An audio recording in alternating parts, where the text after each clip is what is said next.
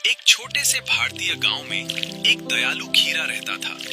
वो गरीब था, लेकिन उसका दिल बहुत बड़ा था। क्या हुआ बूढ़े चाचा, आप ठीक हैं? ये लीजिए, कुछ खा लीजिए। अरे बेटा, बहुत बहुत धन्यवाद। भगवान आपका भला करे।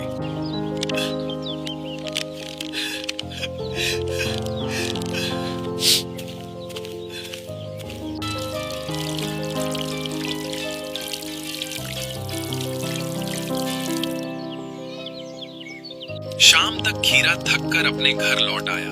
उसकी टोकरी लगभग खाली थी, लेकिन उसके चेहरे पर संतोष था।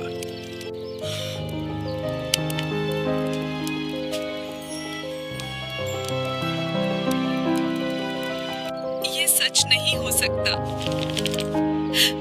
भगवान आपका भला करे।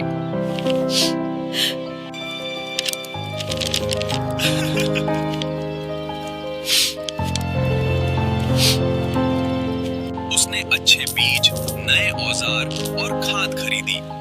गांव वाले उसकी समझदारी देखकर हैरान रह गए। कुछ ही दिनों में खेत हरी भरी फसल से लहलहाने लगे। अब पूरे गांव को समझ आने लगा कि अच्छे कर्मों का फल सचमुच मीठा होता है। कुछ ही समय में खीरे की मेहनत रंग लाने लगी। उसकी फसल पूरे गांव में सबसे अच्छी होने लगी। बैंगन, तुम्हें शर्म नहीं आती? मेरे खेत से चोरी करते हुए पकड़े गए हो। तुमने ठीक नहीं किया। तुम्हें चोरी करने की जरूरत क्यों पड़ी?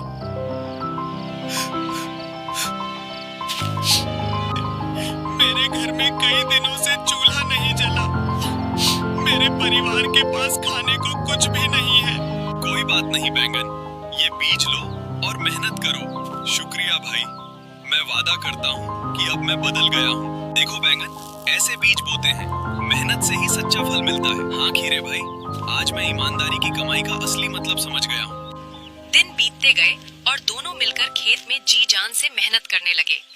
गांव वाले उनकी मेहनत और बदलती दोस्ती को देखो बैंगन भाई, हमारी मेहनत सफल हुई। हाँ, और देखो, गांव वाले भी हमारी दोस्ती की सराहना कर रहे हैं।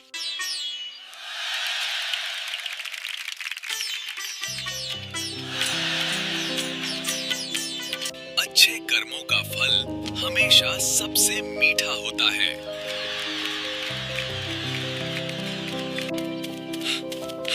मेरी पूरी फसल रातों रात गायब हो गई।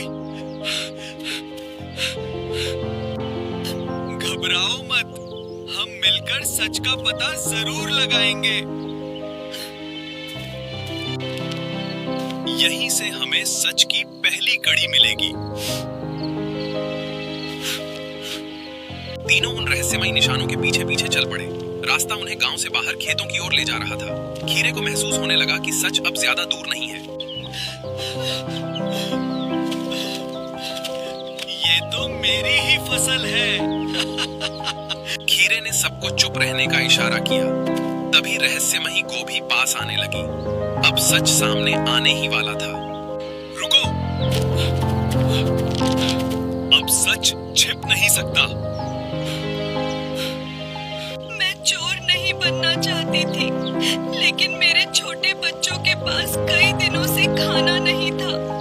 जरूरत हो तो मदद मांगो, चोरी मत करो। मुझसे गलती हुई, मुझे माफ कर दीजिए। मैं नई शुरुआत करूंगा। धीरे धीरे पूरे गांव की जिंदगी बदलने लगी। अब सबने ठान लिया कि मेहनत, ईमानदारी और एक दूसरे की मदद से ही खुशियां मिलती हैं। कुछ दिनों बाद गांव पर एक नई मुसीबत आ गई। खेतों में पानी तेजी से कम होने लगा। सभी गांव वाले उम्मीद भरी नजरों से खीरे की ओर देखने लगे। अगर हम सब मिलकर काम करें तो इस संकट से भी निकल सकते हैं। मिलकर मेहनत करेंगे तो जीत हमारी होगी। वाह, पानी बहने लगा है। खीरे भाई, आपकी समझदारी ने हमारे गांव को बचा लिया। घबराओ मत दोस्तों, मैंने एक योजना सोची है। हमें तुरंत कार्रवाई करनी होगी ताकि हम अपनी फसल बचा सकें। समय कम है, इन बांस को जल्दी लगाओ और फसल अंदर लाओ। सब मिलकर खींचो, तेजी से काम करो। हम अपनी फसल बचा लेंगे। देखो, खीरे भाई की योजना काम कर गई। आपकी बुद्धिमानी ने पूरे गांव को बचा लिया। हम आपके आभारी हैं।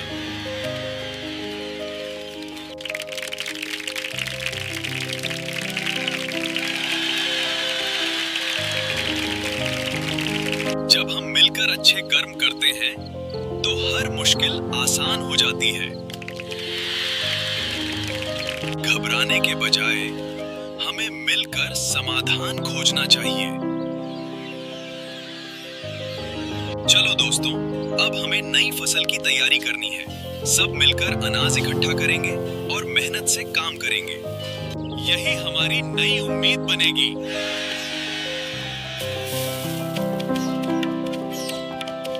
पूरा गांव एक परिवार की तरह मिलकर मेहनत करने लगा।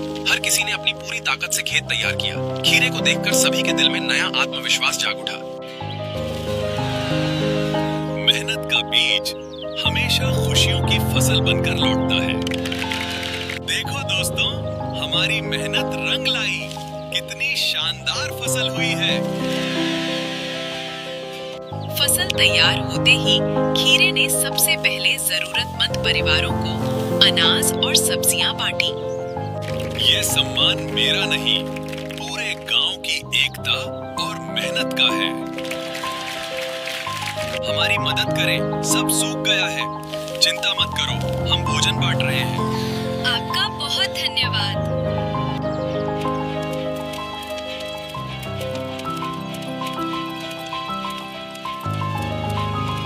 ये अनाज और बीज जरूरतमंद परिवारों के लिए है। धन्यवाद खीरे जी, आपने हमारी उम्मीदें लौटा दी।